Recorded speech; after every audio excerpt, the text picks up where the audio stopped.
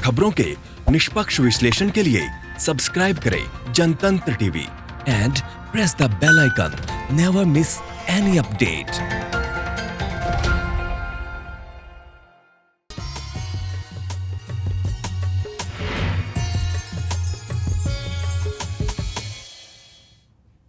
नमस्कार, आप देख रहे हैं हमारी खास पेशकश भाग्य चक्र। आपके साथ मैं हूं अंशिका। आज हम एक ऐसे विषय के बारे में बात करेंगे जो आपके जीवन से जुड़ा है, भोजन करना। जी हाँ, बहुत आसान है भोजन करना, लेकिन नियम के अनुसार भोजन करना कितना जरूरी है और साथ ही भोजन बनाने वाला, भोजन करने वाला दोनों के लिए शुद्धता कितना ज्यादा महत्वपूर्ण है, इसके बारे में भी हम चर्चा करेंगे। हमारे साथ स्टूडियो में मौजूद है आचार्य प्रमोद मिश्रा जी। आचार्य जी, आपका बहुत बहुत स्वागत है। जय मां कात्यायनी। आचार्य जी, आज हम एक बहुत महत्वपूर्ण विषय पर चर्चा करेंगे, लेकिन सबसे पहले बात पंचांग की कर लेते हैं। बिल्कुल, पंचांग की बात करते हैं। उससे पहले भगवान श्री सूर्य नारायण का ध्यान करते हैं, जो कलयुग के प्रत्यक्ष देवता है। जपा कुसुम संकासम काश्यपेयम महाधुतिम तामोरिम सर्वपापघनम प्रणतोष्मि दिवाकरम। भगवान सूर्य को, श्रीमन नारायण को प्रार्थना करते हुए, ध्यान करते हुए, वंदन करते हुए प्रार्थना करते हैं भगवान सूर्य जगत का कल्याण करते रहें। आज बढ़ते हैं एक शुभ विचार की तरफ। कहते हैं कि कुछ बोलने और तोड़ने में केवल एक पल लगता है, जबकि बनाने और मनाने में पूरा जीवन आदमी का बीत जाता है। आज की विशेष जानकारी कहती है कि आज अधिक मास का तीसरा दिन है, साथ साथ भद्रा का समय भी है। दोपहर में 3:59 से लेकर के 2:26 रात्रि तक। आज रवि योग है, जो सुबह 6:09 से प्रारंभ होकर के और 10:52 तक का समय है। ये समय बहुत उत्तम माना जाता है। रवि योग बहुत अच्छा योग होता है, विशेष कार्यों के लिए अच्छा माना जाता है। बढ़ते हैं आज के पंचांग की तरफ। आज का पंचांग संवत 2077 शाके 1942 प्रमादी नाम का संवत्सर चल रहा है। अधिक मास का आश्विन शुक्ल चतुर्थी है, जो रात में 2:26 तक रहेगी। इसके उपरांत पंचमी तिथि प्रारंभ हो जाएगी। तदनुसार आज दिनांक 20 सितंबर 2020 दिन रविवार। योग ऐन्द्र योग है, जो सुबह 11:45 तक रहेगा। इसके बाद वैधृति योग प्रारंभ हो जाएगा। वणिजकरण का समय दोपहर में 3:59। इसके बाद विष्टिकरण प्रारंभ हो जाएगा। चंद्र देवता तुला राशि में विराजमान है। भगवान सूर्य कन्या राशि में 5 अंश पर चल रहे हैं। आज का सूर्योदय 6:09 से प्रारंभ होता है और आज का सूर्यास्त शाम को 6:20 पर है। राहु काल का समय दोपहर में 4:48 से लेकर शाम को 6:20 तक रहेगा।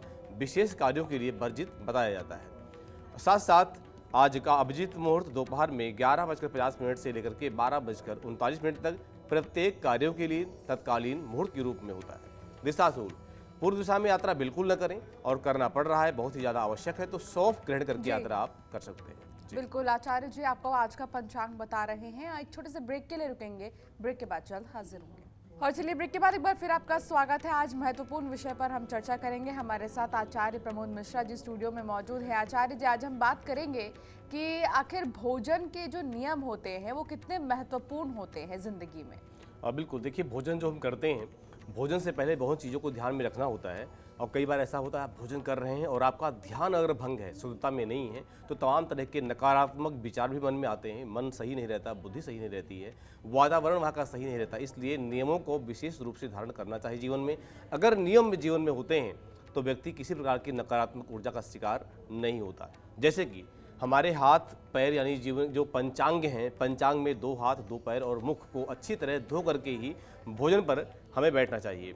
साथ साथ कहते हैं कि गीलों पैरों से, यानी जब भी आप घर से आएँ, कहीं बाहर से घर में आते हैं, तो आपको हाथ पैर जरूर धोने चाहिए, क्योंकि ऐसा कहा जाता है कि गीले पैरों से भोजन करने से आयु की वृद्धि होती है। साथ साथ प्रातः और सायं भोजन का ही विधान है। कई बार लोग मध्याह्न में खूब खा लेते हैं, लेकिन भोजन के 3 प्रकार होते हैं। जितना भोजन सुबह किया जाए उसका आधा अगर हल्का फुल्का लेते हैं दोपहर में, और उसका आधा सायंकालीन भोजन का नियम होता है। वैसे हम जहाँ तक हो सके इसे 2 टाइम में भोजन करें। भोजन करने की दिशा पूर्व या उत्तर दिशा में भोजन किया जाए, क्योंकि अगर पूर्व उत्तर दिशा के बजाय और किसी दिशा में भोजन किया जाता है तो उसका नकारात्मक प्रभाव जीवन पर पड़ता है। कहते हैं कि दक्षिण दिशा में किया हुआ भोजन अक्सर यमराज को या प्रेत को प्राप्त होता है, या नकारात्मक शक्तियाँ जो होती हैं भोजन को ग्रहण कर लेती हैं और आप सोने रह जाते हैं। पश्चिम में किया हुआ भोजन रोग वृद्धि करता है, यानी शरीर में जीवन में रोग की उत्पत्ति होता है। सैया पर, जहाँ पर आप विश्राम करते हैं, जहाँ शयन करते हैं, जहाँ सोते हैं, उस सैया पर आदमी को भोजन नहीं करना चाहिए। ऐसा करने से साथ साथ टूटे फूटे बर्तनों में भोजन नहीं करना चाहिए। ऐसा करने से भी नकारात्मक ऊर्जा का प्रवेश शरीर में होता है और जीवन में होता है।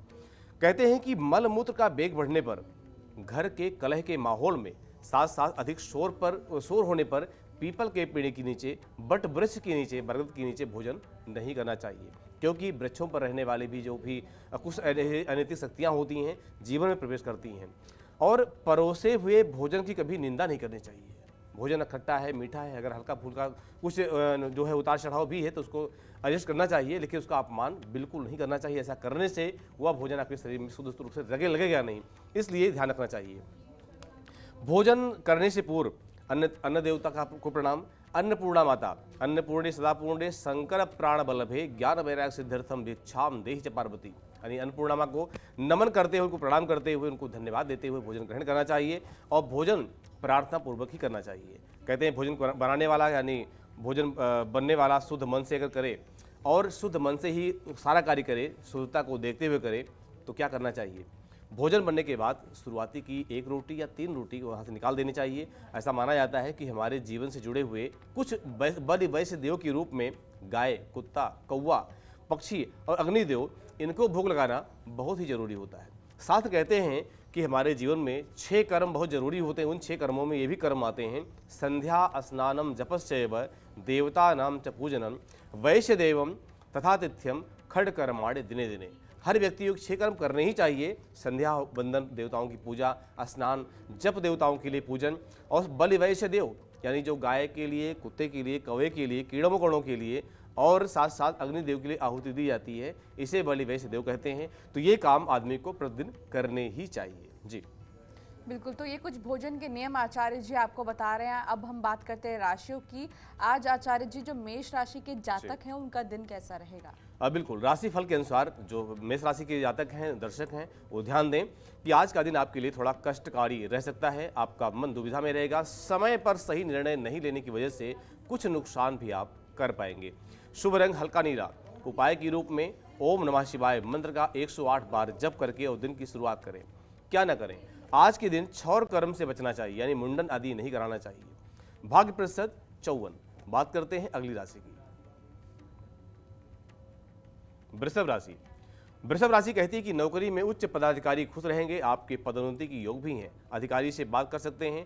कार्य संदर्भ में यात्रा करनी पड़ सकती है। शुभ रंग हरा। उपाय के रूप में आप पूर्वमुखी होकर के सफेद वस्त्र धारण करके दिन की शुरुआत करें। क्या न करें? किसी दीन दुखियों का मजाक न उड़ाएं। भाग्य प्रतिशत 59। बात करते हैं अगली राशि की, मिथुन राशि। मिथुन राशि कहती है कि माता के स्वास्थ्य को लेकर चिंतित रह सकते हैं। भूमि और भवन से संबंधित कार्य आपके सफल हो जाएंगे, यानी सिद्ध हो जाएंगे। स्वास्थ्य के प्रति आपको सचेत रहना बहुत जरूरी है। शुभ रंग स्लेटी। उपाय के रूप में शिव जी को लौंग का जोड़ा अर्पण करके और दिन की शुरुआत करें। क्या न करें? नकारात्मक विचारों को बढ़ावा नहीं देना चाहिए। भाग्य प्रतिशत 66। बात करते हैं अगली राशि की, कर्क राशि। कर्क राशि वालों के लिए आज का जीवन साथी के साथ समय व्यतीत करने का मौका मिलेगा। अगर छुट्टी मना रहे हैं तो छोटों के साथ सद्भाव बना करके रखें। पारिवारिक जीवन आपका सामान्य रहेगा। शुभ रंग श्वेत। उपाय के रूप में गणेश जी को हरा मूंग चढ़ा करके और दिन की शुरुआत करें। क्या न करें?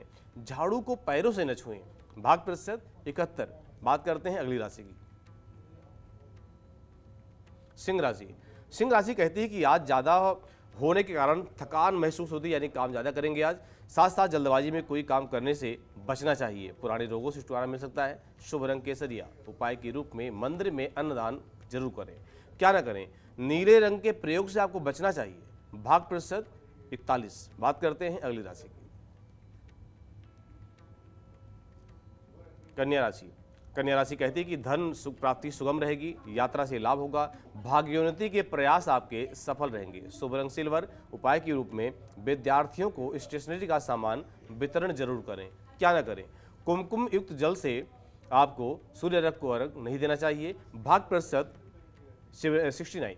जी बिल्कुल, तो ये आचार्य जी राशियों के हिसाब से आपको बता रहे हैं कि आपका दिन कैसा जाएगा। आचार्य जी कॉलर हमारे साथ जुड़ गई हैं मानसा मुगल सराय से। मानसा, आपका क्या सवाल है? नमस्कार पंडित जी। आशीर्वाद बेटा, बताएं।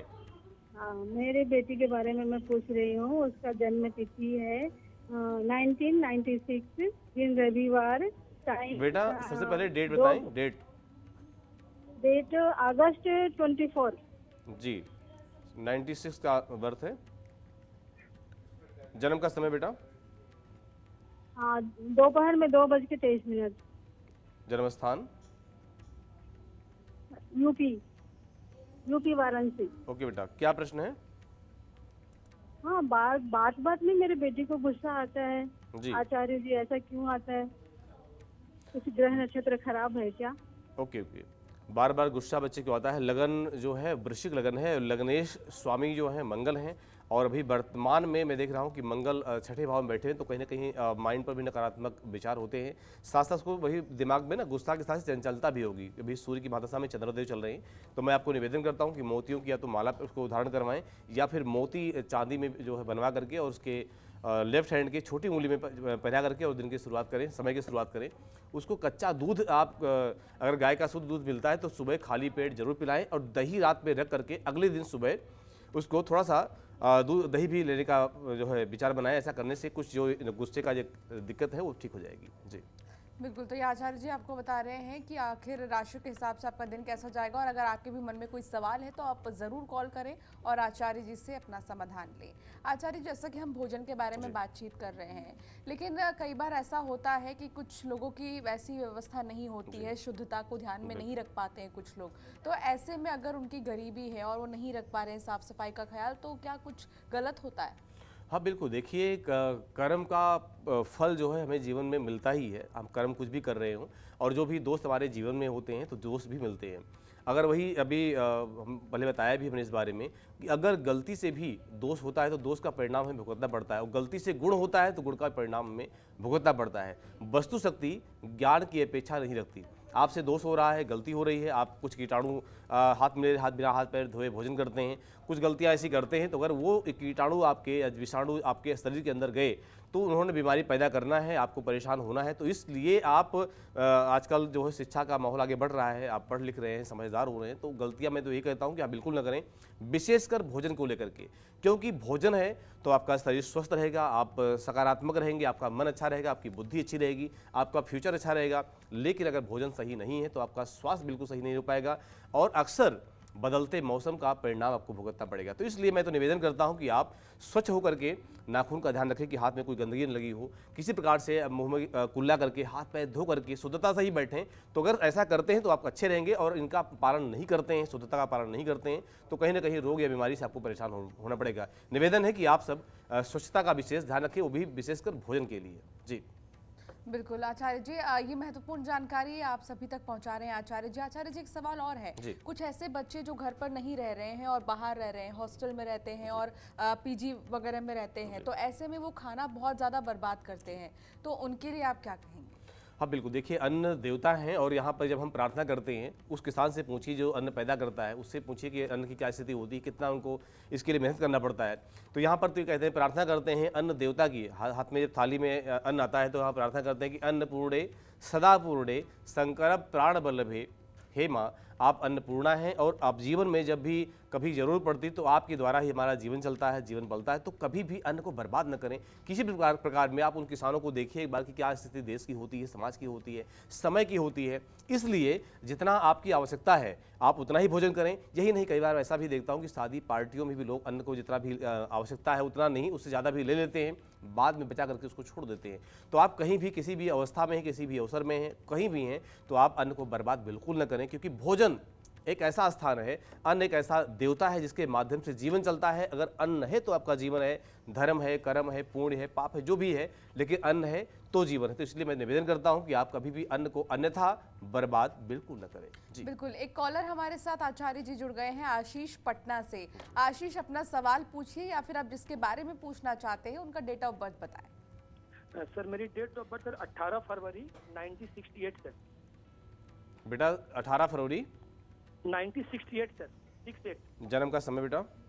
Sir 12:04 AM sir, 12:04 AM। 12:04 AM। हाँ जी सर। जी बेटा, जन्म स्थान? नियम है Bettiah sir, BETTIAH, Bettiah Bihar sir, BETTIAH, Bettiah क्या बिहार। प्रश्न है बेटा? सर मैं करीब 15-16 साल सर मैं प्राइवेट जॉब में था। अभी जी। सर पिछले साल मैंने सर सितंबर में बिहार सरकार में एक उच्च पद की प्राप्ति की है ऑन जी। कॉन्ट्रैक्ट पे, सितंबर 2019 में सर। जी। तो सर इसमें सर मेरा करियर आगे कैसा रहेगा सर, इसमें तरक्की बिल्कुल क्या सर, वही आपका राहु की महादशा में राहु ही चल रहे हैं। वर्तमान में शुक्र का अंतर भी चल रहा है और मैं देख रहा हूँ कि शुक्र आपके छठे भाव में बैठे हुए हैं। शुक्र की स्थिति वैसे अच्छी है, उच्च के शुक्र है, मीन राशि के हैं। तो यहाँ पर अभी समय आपका, अभी वर्तमान का समय भी लगभग मीडियम है और चल रहा है सही से।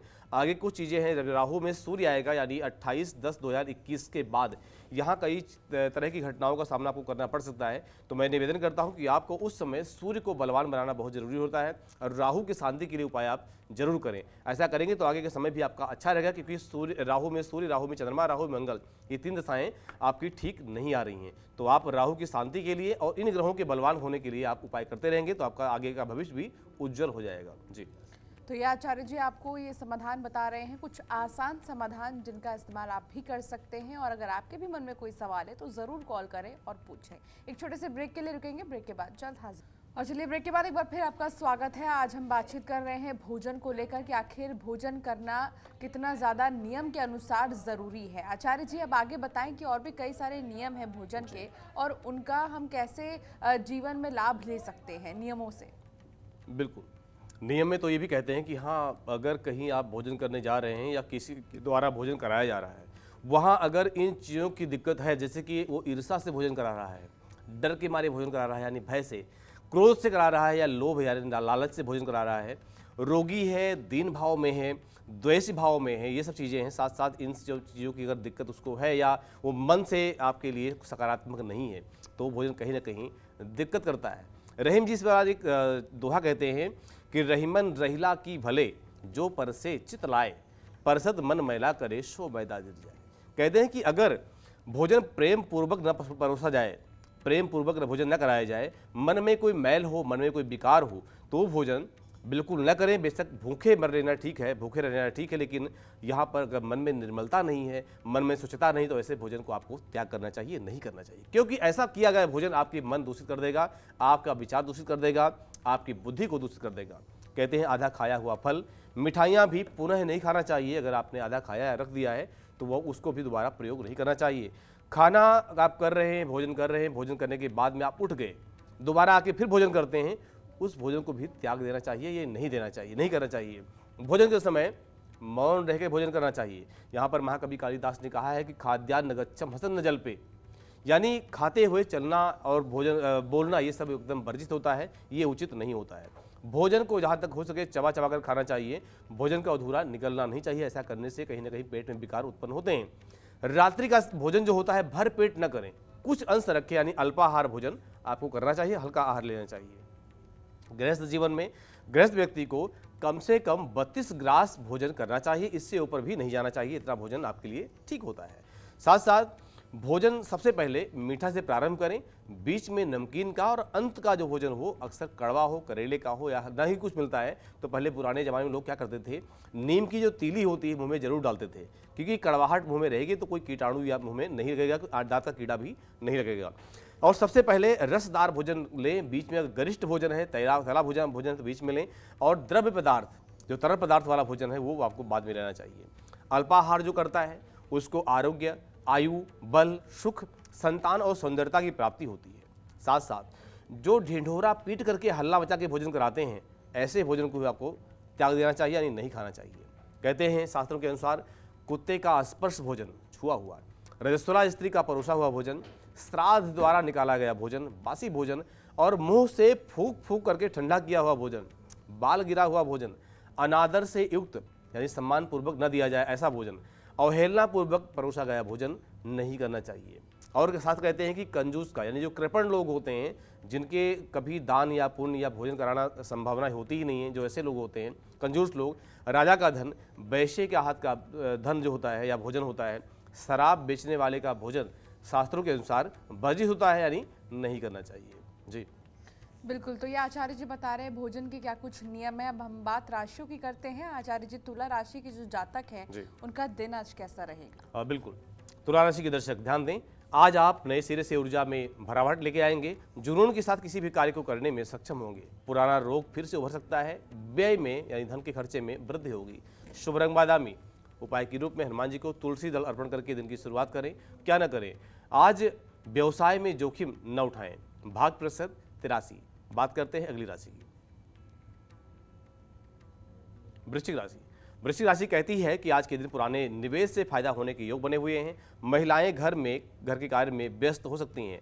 मनोरंजन के कुछ जरूरी चीजों में खरीदारी और खर्चा बढ़ेगा। शुभ रंग लाल, उपाय के रूप में आदित्य हृदय स्तोत्र का पाठ आपको जरूर करना चाहिए। क्या न करें, धन को व्यर्थ खर्च न करें। भाग प्रतिशत 55। बात करते हैं अगली राशि की, धनुराशि। धनुराशि कहती है कि पारिवारिक जीवन में तालमेल की स्थिति नियंत्रण में रहेगी। अवसर आपकी संतुष्टि के अनुसार नहीं होंगे। आज लक्ष्य प्राप्त करने तक अपनी हिम्मत को न छोड़ें, सफलता आपको जरूर मिलेगी। शुभ रंग भूरा, उपाय के रूप में चींटियों को आटा डालना बिल्कुल न भूलें। क्या न करें, आज कुसंगति से आपको बचना चाहिए। भाग प्रतिशत 76। बात करते हैं अगली राशि की, मकर राशि। मकर राशि कहती है कि आज आप सफल रहेंगे। कामकाज में जल्दबाजी करने से बचें, दोस्तों का सहयोग मिलेगा। शुभ रंग आसमानी, उपाय के रूप में शिवलिंग के पास कपूर की 2 टिक्की जलाएं। क्या न करें, अधिकारियों से विवाद आपको नहीं करना चाहिए। भाग प्रतिशत 63। बात करते हैं अगली राशि की, कुंभ राशि। कुंभ राशि कहती है कि कला जगत से जुड़े लोगों को नया बेहतर अच्छा मिल सकता है, यानी कुछ अच्छा करने का प्रयास करेंगे और कर पाएंगे। बौद्धिक चर्चाओं में भागीदारी अवश्य लें, कार्य आपके पूर्ण होंगे। शुभ रंग पीला, उपाय के रूप में शाम के पीपल के नीचे चौमुखा दीपक जरूर जलाना चाहिए। क्या न करें, दूसरों से आप कुछ अपेक्षा न करें, यानी उम्मीद न करें। भाग प्रतिशत 88। बात करते हैं अगली राशि की, मीन राशि। मीन राशि कहती है कि आज अचानक मिला कोई सुखद संदेश आपकी मीठे नींद में मीठे सपने भर देगा। परिवार के साथ अच्छा वक्त बिता सकते हैं। जरूरी वस्तुओं पर आपका धन खर्च हो सकता है। शुभ रंग क्रीम, उपाय के रूप में शिव जी को कच्चा दूध चढ़ा करके दिन की शुरुआत करें। क्या न करें, माता पिता से झूठ बोल करके कोई काम न करें। भाग प्रतिशत 51। जी बिल्कुल, तो ये आचार्य जी राशियों के हिसाब से बता रहे हैं कि आपका दिन कैसा जाएगा। अब बात कर लेते हैं उन लोगों की आचार्य जी जिनका आज जन्मदिन है, उनका वर्ष कैसा रहेगा और उनके लिए ये दिन कैसा रहेगा। बिल्कुल, जिनका आज जन्मदिन है उनके लिए बहुत बहुत मंगल कामनाएं, शुभकामनाएं। आपका ये वर्ष बहुत ही उत्तम बीते। दिनांक 20 को जन्मे व्यक्ति का मूलांक 2 होता है। इस मूलांक के ग्रह चंद्रदेव हैं, संचालित होते हैं। मन के कारक भी चंद्रदेव होते हैं और ऐसे लोग अत्यधिक भावुक भी माने जाते हैं। चंद्रग्रह स्त्री का ग्रह माना गया है। आप स्वभाव से बड़े कोमल होते हैं। अभिमान तो नहीं होता, लेकिन चंद्रमा के स्वभाव में उतार चढ़ाव पाया जाता है। ऐसा उतार चढ़ाव आपके अंदर भी पाया जाता है। जीवन में सफल भी होते हैं। शुभ दिनांक 2, 11, 20 और 29। शुभ अंक 2, 11, 20, 29 और 56। शुभ वर्ष आपके 27, 2027, 2029, 2036। आपके इष्ट देव भगवान शिव, बटुक भैरव की पूजा आप जरूर करें। शुभ रंग सफ़ेद, हल्का नीला, सिल्वर और ग्रे। ये वर्ष कहता है आपके लिए कि लेखन संबंधी मामलों में सावधानी रखना चाहिए। बगैर देखे किसी कागजात पर हस्ताक्षर साइन नहीं करना चाहिए। किसी नवीन कार्य योजनाओं की शुरुआत करने से पहले आपको अपने से बड़ों की सलाह जरूर लेनी चाहिए। व्यापार व्यवसाय की स्थिति ठीक रहेगी। स्वास्थ्य की दृष्टि से संभल कर चलने का वक्त आपका रहेगा। जी बिल्कुल, तो ये आचार्य जी आपको बता रहे हैं कि कैसा रहेगा आपका ये पूरा वर्ष और आप किस स्वभाव के हैं, ये भी आचार्य जी आपको बता रहे थे। चलिए आचार्य जी, बहुत बहुत शुक्रिया इस तमाम बातचीत जय के मां लिए। कात्यायनी। और चलिए इस खास पेशकश में फिलहाल इतना ही। आप देखते रहिए जनतंत्र टीवी। नमस्कार।